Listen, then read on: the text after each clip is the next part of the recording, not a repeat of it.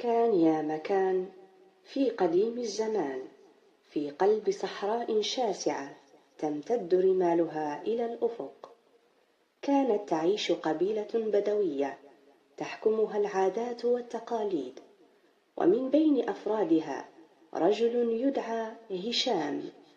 كان يعرف بين قومه بالحكمة والحنكة، وقد بدأ يأخذ مكانة مرموقة بين رجال القبيلة. كان يعيش مع والدته العجوز في خيمة متواضعة، وهي امرأة بلغت من العمر عتية، وقد ضعفت قواها وخفت ذاكرتها، حتى باتت لا تفرق بين الليل والنهار، ولا تحفظ من كلامها إلا اسم ابنها الذي تردده في كل حين. كانت الأم متعلقة بهشام تعلق الطفل بأمه، لا تطيق فراقه لحظة، تتشبث بثوبه كلما هم بالخروج، وتبكي إذا غاب عن نظرها، وتناجيه بكلمات مرتعشة تفيض حبا وحنينا. أما هو فكان صدره يضيق شيئا فشيئا، حتى بات يرى في تصرفات والدته عبئا يخجل منه، خاصة أمام رجال القبيلة الذين بدأوا يتهامسون عن حاله. تسللت إلى نفسه أفكار سوداء، وبدأ يحس أن وجودها بات عائقا أمام طموحه ومكانته، وأن ضعفها قد يضعف صورته أمام من يطمح لقيادتهم. ورغم كل ما قدمته له في صغره من حنان وتضحيات، أصبح هشام يرى في بقائها عبئا يثقل كاهله، بدلا من أن يتذكر أنها كانت يوما ما ملاذه من برد الصحراء وحرها، وسندا له في ضعفه. وذات صباح، وبينما كانت السماء قد بدأت تصطبغ بلون الشمس الذهبي، قررت القبيلة الرحيل بحثا عن مرعى جديد بعدما جفت الأرض وذبل الزرع ونفذ الكلأ. كانت القافلة تستعد للانطلاق، الإبل تحمل والخيام تطوى، والرجال والنساء منشغلون بالتحضير للطريق الطويل. في خضم هذا الزحام اتخذ هشام قرارا حاسما، قرارا سيظل محفورا في ذاكرة الرمال.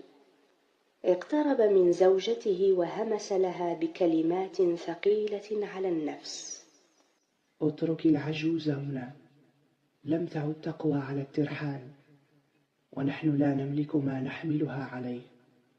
ضعي لها قليلا من الماء وبعض التمر، ودعيها في خيمتها، فلعل الله يرسل من يرأف بحالها، أو تلحق بمن سبقها من الراحلين. نظرت إليه زوجته بدهشة وقلق، لكنها لم تجرؤ على معارضته. جمعت ما تبقى من طعام يابس وقربة ماء صغيرة، ووضعتها بجانب المرأة العجوز التي كانت جالسة لا تدري ما يدور من حولها، تنظر بعينين غائمتين وتهمس باسم ابنها كل حين. لم تكن تدري أن ابنها الذي طالما حملته في قلبها وأحلامها قرر أن يتركها وحيدة وسط صمت الرمال وزمهرير الوحدة. رغم ثقل الطلب وقسوته، انصاعت الزوجة لرغبة زوجها، وصمتت وقلبها يعتصر ألما، لا لشيء إلا خوفا من غضبه وطمعا في رضاه. لكن في لحظة من لحظات الحيرة والشفقة خطرت لها فكرة غريبة، دفعتها إليها غريزة الأمومة ومشاعر لا تستطيع لها تفسيرا.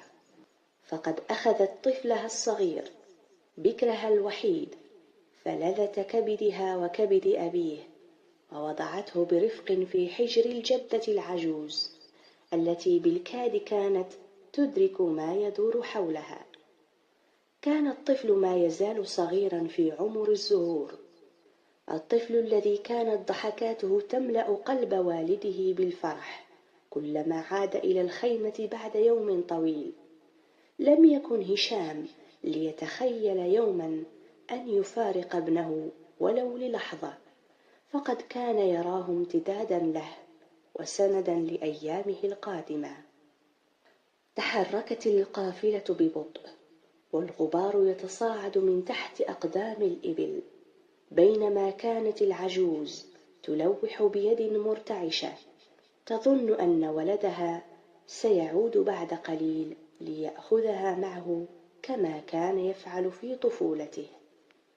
لكنها لم تكن تدري أنها تودع كل شيء: المكان، الزمان، والابن الذي كان كل عالمها. وبعد مسيرة يوم كامل استقرت القافلة في المرعى الجديد، وأقيمت الخيام من جديد. عندها بدأ هشام يتفقد ولده كعادته، يبحث عنه بين أطفال القبيلة وفي أحضان والدته، ولكنه لم يجده.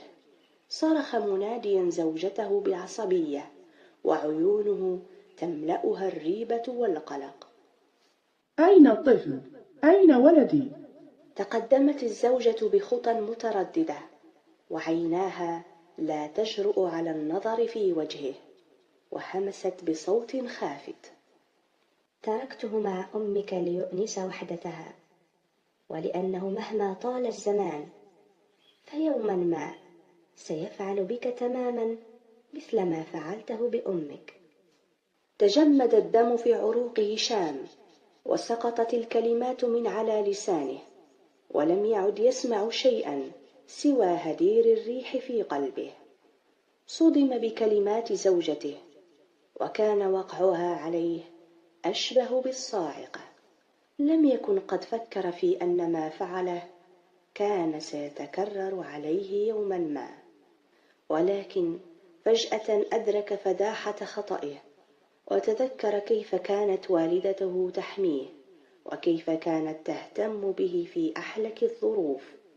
ركب فرسه بسرعة، وعيناه مليئة بالدموع، وهو يقود الفرس بسرعة جنونية عبر الرمال المتناثرة، عائدا إلى المكان الذي ترك فيه والدته وطفله. قلبه ينبض بخوف، فكيف تجرأ على تركها في ذلك المكان الموحش وحدها؟ وصل إلى المكان ليجد مشهدا مؤلما لا يمكن تصديقه.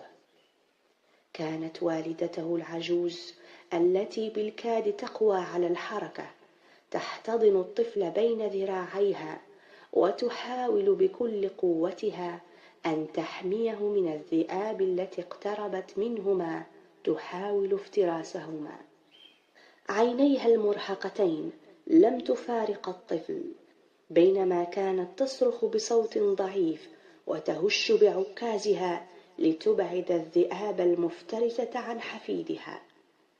لم يكتف هشام بمراقبة المشهد، بل أطلق سهام قوسه بسرعة نحو الذئاب، أصاب بعضها مما جعلها تفر مذعورة. قفز عن فرسه وهرول نحو والدته، ورمى نفسه على قدميها وهو يبكي بحرقة. قبل رأسها ويديها مرارا وتكرارا، وهو يعتذر لها عن كل لحظة كان فيها قاسيا أو بعيدا عنها، وكأن دموعه تمسح عن قلبه ثقل المعصية.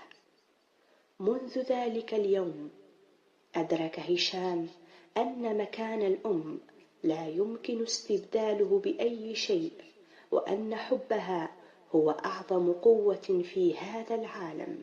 ومنذ تلك اللحظة أصبح باراً بوالدته أكثر من أي وقت مضى، وكان يحملها بين يديه في كل رحلة، ويضعها في مقدمة القافلة أينما ارتحل، يكرمها ويحميها من كل أذى، تماماً كما كانت تفعل معه وكما فعلت مع فلتة كبده.